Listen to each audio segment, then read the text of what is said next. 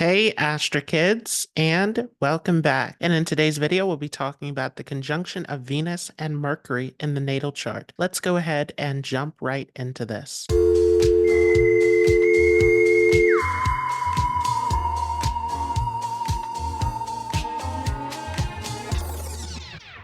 So, how do we interpret Venus conjunct Mercury in the chart? Very important to see this in the D1 Rashi, in the natal chart, but also you want to check to see this in the D9 Navamsa as well to check the strength of these planets. And the final say will be in the D60.